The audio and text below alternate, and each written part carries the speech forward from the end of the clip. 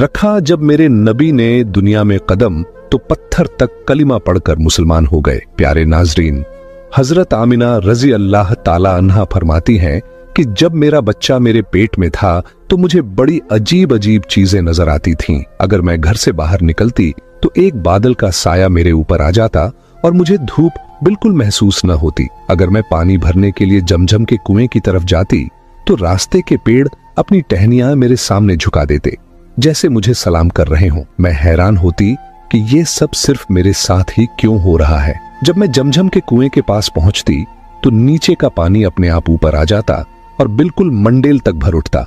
फिर मैं अपने हाथों से ही बाल्टी पकड़कर पानी निकाल लेती। मक्का की औरतें मुझे कुएं के पास रोक लेती और जाने न देती।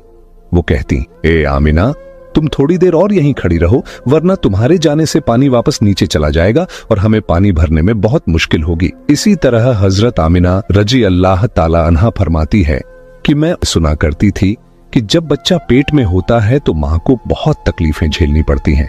कभी हाथ पांव में दर्द, कभी सर दर्द, कभी उल्टी, कभी बुखार और कभी चिड़चिड़ापन। ये सारी बातें सुनकर मैं सोचती कि अजीब है, मुझे तो पूरे 9 महीनों में कोई तकलीफ नहीं हुई। यहां तक कि जब तक मेरा बच्चा पेट में रहा मुझे सर दर्द तक न हुआ। हजरत आमिना को अजीब अजीब ख्वाब भी आते थे। वो फरमाती हैं कि जब मैं रात को सोती तो मुझे ख्वाब आता कि मेरे जिस्म के अंदर से एक नूर निकला है और उसने पूरी दुनिया को रोशन कर दिया है। ये सब देखकर मुझे यकीन हो चुका था कि मेरे पेट में जो बच्चा है वो यकीनन कोई आम इंसान नहीं, पैगंबर हजरत मोहम्मद मुस्तफा सल्लल्लाहु ताला अलैहि वसल्लम जब अपनी मां हजरत आमिना रजी अल्लाह ताला अन्हा के पेट में थे तो एक रोज आपकी दादी ने आपके दादा को इशारे से बुलाया और कहा, क्या आपको मालूम है ये बहू आमिना बहुत महंगा इत्र लगाती है।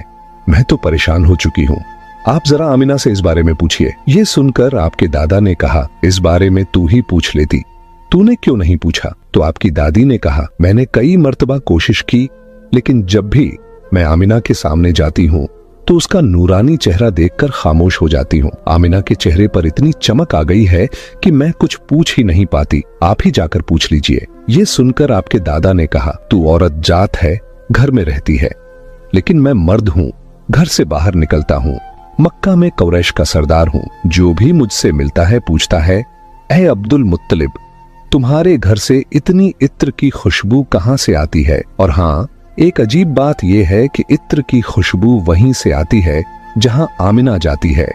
अगर आमिना रसोई में जाती है तो खुशबू वहीं से आती है, अगर गुसलखाने में जाती है तो खुशबू वहीं से आती है, अगर बैठकी में जाती है